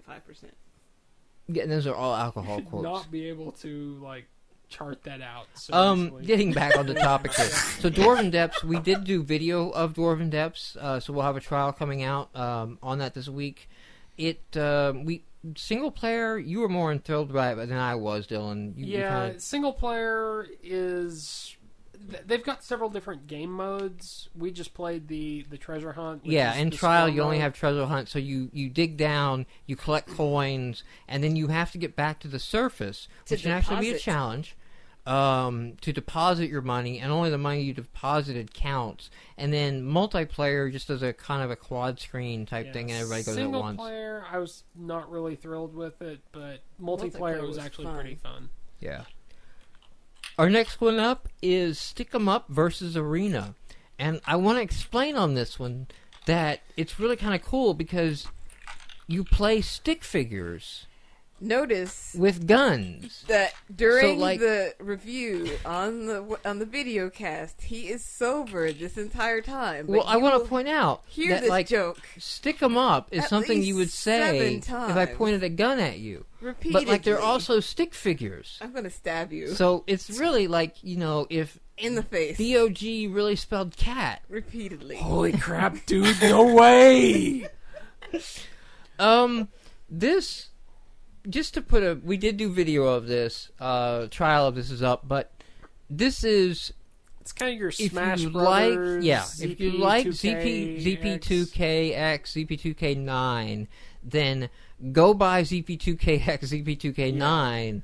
This is just that with stick figures and less weapons. Now they do have vehicles in the full game. We didn't see that in We trial. didn't get that in trial. And there's a standalone version of this. This is like the arena deathmatch version. There is also a stick 'em up Yes. game where you're actually playing a platformer. But With again, some you vehicles are and such. stick figures with a gun. So there's like, stick 'em up means stick If there figures? was Or does it anything mean left like in your you bottle, got a gun, so put your I hands would up? take it from you now. if you didn't like that, just skip this trial. Don't watch it. Spanker's Army is our next one up. This is another Bad. refrigerator art level game. Yeah, it's what it's trying to be is basically a top-down sort of. I want to say Zelda-like, fighter. But Well, you command, what you have just insulted Zelda upon, sir. I think I couldn't think of the name of the genre. It's like the CDI or the Philips Zelda, maybe. Oh, this is the off-brand Zelda. gameplay Go wise. Bots, Zelda. It's top down. I can't think of the term, but you're basically collecting an army of dogs and creatures and Now the stuff. weird thing that is, you I don't know can- if this happened to you guys, but like in the second stage or level or whatever, you had like 3 bean bags or something to knock down before you could get Yeah. to it. I couldn't knock those down. Like I was mashing all the buttons and nothing was attacking, and then Is after it about possible literally you- 2 minutes, something like he stopped throwing something and he started punching. Yeah, if you press down the right thumbstick, you'll change between ranged and melee attack. The control scheme on this was just I could almost deal with the art style, but the control scheme was really awkward because he moved very slowly and he kind of bounced around, and it was just hard to handle. It's a good concept. I just don't think it was executed very well. Well, and the graphics look like they belong hanging on a refrigerator. Our next one up is The Last Pod Fighter. I will give a nod, I will give a smile, a smirk to the reference there to The Last Starfighter being one of my favorite cheesy movies. But this is no Solar Struggle Survival. So you're basically in space, and it does, unlike Solar Struggle Survival, it does allow, and Solar Struggle, it does allow movement in all 3D dimensions, and it kind of makes me really appreciate the design decision in Solar Struggle to limit to a 2D plane, because it's overly complex, and we all had issues with controls, I think, on it. Yeah. It felt like it wanted to be Star Fox, only Star Fox is in a tunnel, and this needed a tunnel for it to go through, really. I actually kind of like the control scheme was more arcade than it was simulation, and it kind of had this boss battle sort of thing to it. Like you were trying to take down this capital ship, and to do that you had to kill off waves of enemies to pick up missiles that you could then use to actually damage the capital ship. It was a neat concept. My one issue with control was the stick was always inverted, and it took me a second to like. Yeah, Get and you're a used to person who that. doesn't normally play inverted, Yeah. right? So I can am do either, but it just right, takes but some you prefer time. not to have inverted Yeah. controls. I prefer to have inverted controls, just older PC gamer, that kind of thing. But on this game, because I felt like I wasn't controlling the ship, I'm controlling the crosshairs. I Yeah. actually didn't want the inverted controls, so that actually was a negative. We did do video on it, so we'll have a video coming up on that one. And we also did video on Green Tech Plus, which I wanted to do video on it because it's kind of an interesting gameplay mechanic.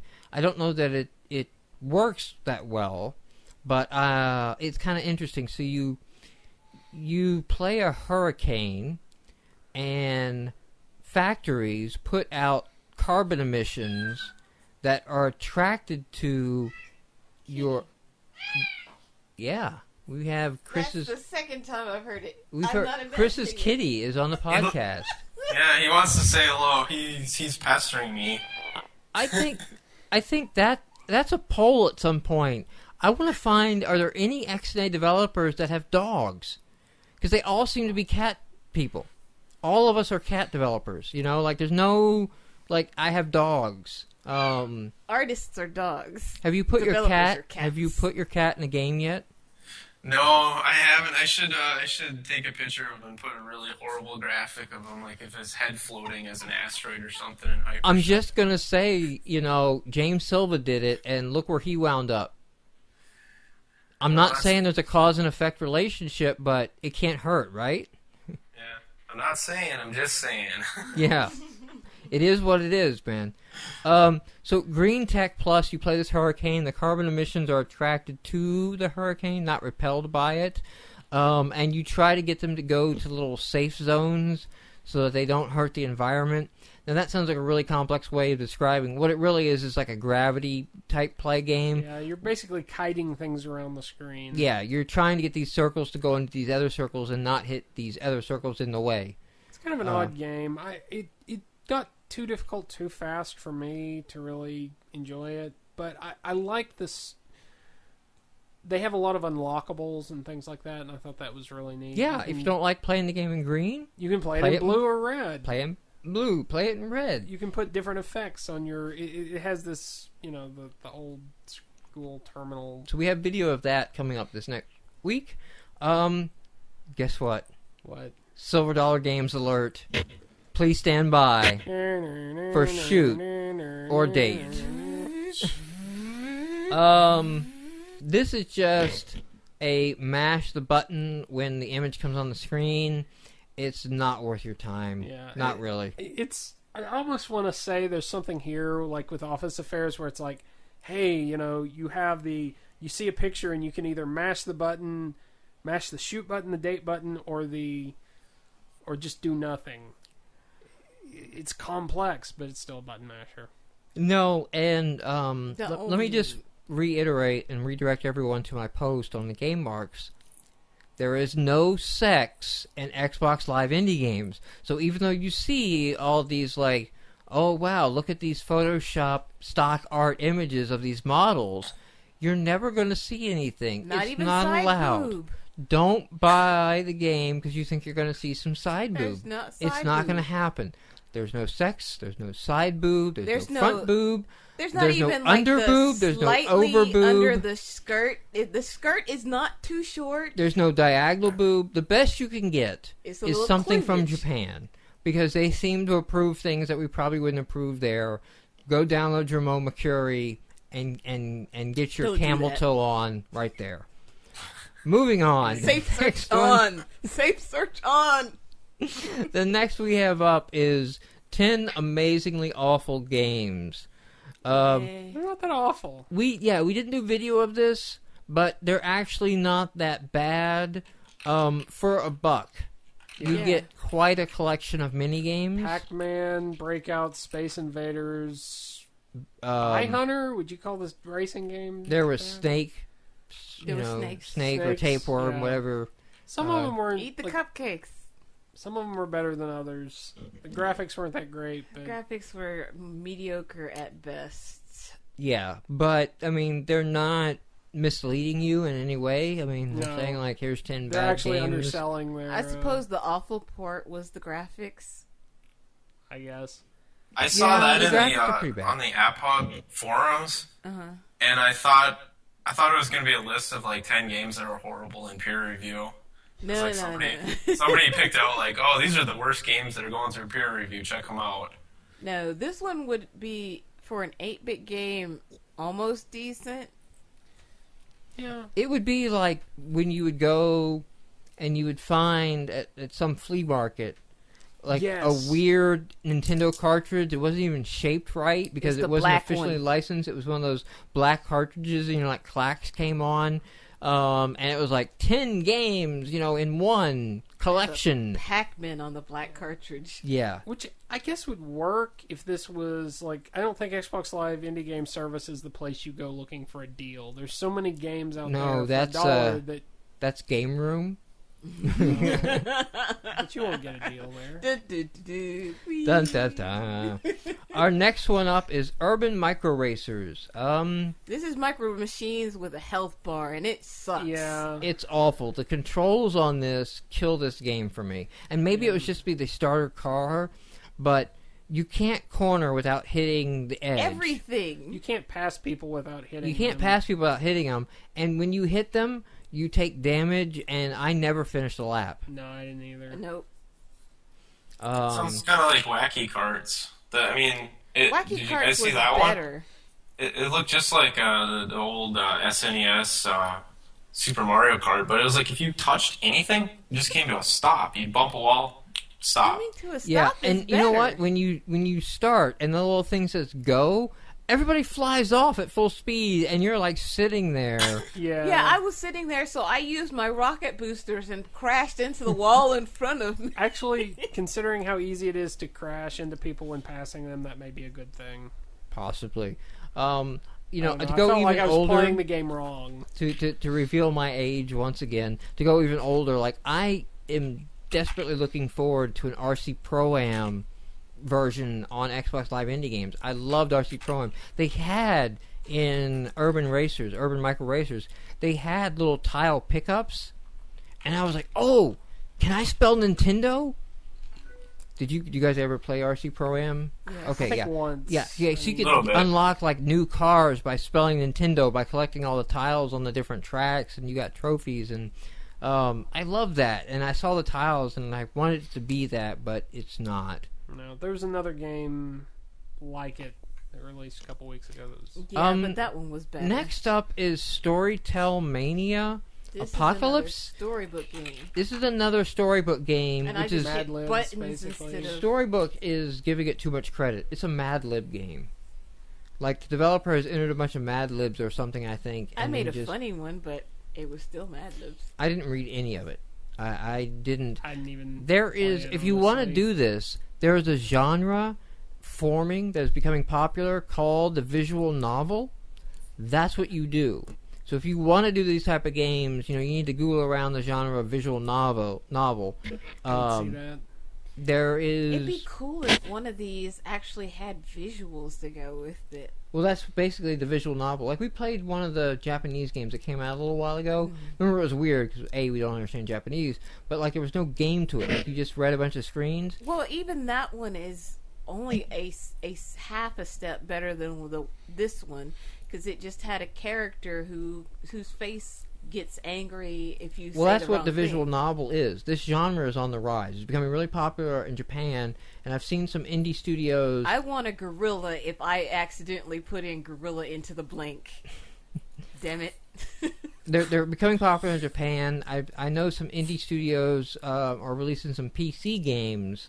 If you follow TGI Source, they just had an article on one that it's becoming popular. People are enjoying it. It's worth, if you have that idea, of like, let's do a novel. But yeah, you have to kind of put up like a character who gets angry faced or whatever to go along with it. Yeah. That's exactly what you need to do. And I'm not knocking it because it seems to be becoming an emerging new popular genre, so that's not necessary. But needless to say, we did not record any video of this, and 'Cause you this one probably don't need to sucks. grab this one. As a graphic novel, it I think sucks. that there was another Storytell Mania game that It came out a was. few months ago. Yeah. There's been at least two others, I think. Our next one is Heavy Payload 2, and I had such expectations for this Yeah. because I thought I was finally going to get my 1942, 1943 shooter on. Because it even had 1942 classic. It did. The difficulty level was like, pick 1942, 1943, 1944, 1945. That was a difficulty meter. it turns out this is just a bad scrolling dual-stick shooter. Because Yes. I could not get myself to fire for the longest amount of time, even after I did like Matrix level dodging of all the bullets. Well, you realize it's a It's dual-stick really shooter. hard Yes, to dodge. I Okay. did eventually. I don't know. It just seemed too hard. I couldn't tell if I was actually supposed to finish a level or if it was just The survive bullet as hell long as or you bullet can. rain got quite intense, quite quick, Yeah. and I don't think There's I a ever made heat it to the meter. boss fight. I've No. made it most of the way to the boss fight, and that's before I figured out how to shoot. Next one up here that we have, our last one up for this one here, is imagine a world where you took a popular game and instead of ripping off and cloning it, you became inspired by it. You might have Blocks That Matter, which is inspired by Minecraft, but is not Minecraft at all in any way, shape, or form. So this is a platformer, a puzzle platformer, in which you play a little block that collects other blocks. And the blocks are sand blocks and wood blocks And stone blocks. stone blocks. And it looks like netherworld blocks, too. Yeah, well, obsidian. But you couldn't drill the obsidian. Yeah. So you kind of knock these blocks to get out the platform, to get across, to the portal where you're trying to exit the platform on. But then also you go in like this little grid mode where you place the blocks. And you have to place 4 blocks at one time. You can't place less, you can't place more. And that allows you to build like platforms and things to jump on and staircases and things like that to get to other points of the level. But of course, if you build in your structure, you build sand will fall, because that's the way it behaves. There's a cute story to go with it of basically how, Notch and a co-developer at, I forget the name of his studio. Do you guys know that off the top of your head? Mojang. Yeah. I don't know. Somebody else at Mojang Studios are basically kidnapped by the mainstream. They're forcing them to produce for the mainstream, right? They're like, you have to put out your game tonight. Yes, you have to do this, and the little block is on the way to rescue them. Because he said, they was like, they don't know that it's not a game we were working on, it's a little AI character. Yes. And this thing has a lot of charm. It has a great graphic style. It's cute. I dug it. Kawaii. Yeah. And did you check it out, Chris? I saw the video trailer for it and it looks really cool, but I haven't had a chance to play it. So, yeah, I mean, if you're going to do a Minecraft game, don't be that other Minecraft clone. The one you will not We mention. already have a Minecraft clone. Just Yeah. do something like this. Don't be morally and creative bankrupt. Have some pride. Not that, clones aren't selling. Clones sell. Pac-Man.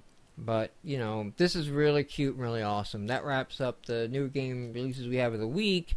And now it's time to crown our game of the week. And I don't even think it's up for debate like last week. It's obviously going to be 10 games that suck, or whatever that was, right? You can't even remember the name. No, I can't remember the name. No, of course, it's Blocks That Matter. Yes. Yeah. Blocks That Matter is our GameMarx game of the week. That, I think, when we get to the end of the year and we can do review awards, that's going to be in the running. I haven't played anything but the trial, but the platformer combined with that little puzzle mode that you go into, I so want to buy the game. and, with the Minecraft theme done so well, it's like I feel like it has a good tie of Minecraft. It's a nod to it without actually being, like they're not beating you over the head with it. No, they're being their own game, while It's almost like they're like Minecraft. yeah, and Yeah. I love Minecraft, so I'm just like, yes, this is awesome. It's like a mech game. I love mechs. You put mechs in your game, I'm gonna play it. I'm gonna love it. So it's like, yes, blocks. Blocks are cool. I love placing blocks and collecting blocks, and to do that in a platformer versus open world 3D, I think is totally awesome. So Neat idea. It may not be my thing because I like Minecraft simply because I have nothing I have to do, but yeah, it is really neat. So it's not going to definitely replace that. No. But for that. All right, so ending anything out here as we wrap up the show, Chris, anything you want to plug? Fun Infused Games, I think. Is it funinfused.com? It's funinfused.com, or you can reach me on Twitter. I'm ChrisWD40 is my developer account, and I post more sort of personal stuff and annoying stuff and funny stuff there. Or you can follow Funinfused on Twitter. And that's more just sort of the company line stuff. All right, definitely. Hypership 7, that's worth checking out. You know, it's kind of a novel approach to the shooter because you get faster as you play, and you can't control that. Yeah, it gets pretty crazy. It's more emphasis on memorization too. You know, once you start learning the levels, you learn where the power-ups are. You can kind of figure out a good path to go through the levels. You get going some really ridiculous speeds, especially if you play like the super speed mode where it doesn't put the normal levels put a cap on it, you know, and then every level that cap increases. But with super speed, there's no cap, so you can get going, you know, just crazy fast. All right. So that is definitely worth a check out. Anything from chat, Cicely? Get off your damn iPad. I was looking up Chris WD40. Thank you very much. It's Chris with a K. Like oh yeah, I should mention that. It's yes, KRIS I looked up Chris with WD40. a C. Yeah, I don't know what Chris with the CWD40 gets you. Nothing. Nothing. Okay, that's good. It's not something bad. Any questions from chat? Any dialogue? Anything worth bringing up? Check out the show here. No.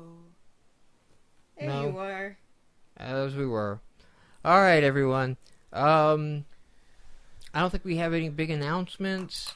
We're probably going to do an update this weekend on the site, and we will switch off the need to register on GameMarx.com, and we will be using Discuss for our comment system. So, I mean, that's a barrier to entry. We had plans for one direction of GameMarx, and we've kind of shifted directions, and now it doesn't make sense to make people have an account on the site. Yeah, and Xbox Indies is kind of it's replacing going that some of the direction. features we were going to have for GameMarx. So we'll have Discuss on there, and we'll go ahead and deprecate some features like the forums that weren't going to really be used anyway on our site. These things will surface, though, on Xbox Indies, so we'll get like forums and things like that happening over there. It just may be a few weeks because, like I said, Code Stock's coming up, and that takes up most of my time there. I appreciate everyone listening. Thank you, Chris Steele, for coming on the show, and to everyone for having else. me. Let's do this again in a week. In a week? I'll let you know if I'm up for doing it again. Well, that was kind of my sign out. Like, in a week is like my... I'm interrupting your spiel. Then. No, you're okay, because like once I say in a week, like... He cuts it off. Yeah, there's no editing on this podcast. I just destroyed this. This might be an outtake. And It it'd be probably a fun will. outtake at the end, but... Okay. We don't have to redo like the whole 2-hour block, do we? Because I have no more alcohol. No. That's the only requirement. Doing Cicely's best impression of Lana from Archer. You. I think it's mildly racist that you do that, although it can't be, but it somehow is. I think she's channeling her black when she does that. Like, no. She doesn't stab people, though. She cuts people. She will cut you She or will shoot cut you. Yeah. Archer, everybody, comes on Thursdays on NBC. Catch it on Hulu. 87 milliliters is what each of these are, and I have drunk 3 of them of varying alcohol level. If you've seen Funny Farm, we're like the male guy from Funny Farm. By the time we get to the end of the podcast, we are quite ripped and drunk. I think I may be, once again, more drunk than you. I've been slacking. I'm only on number 2.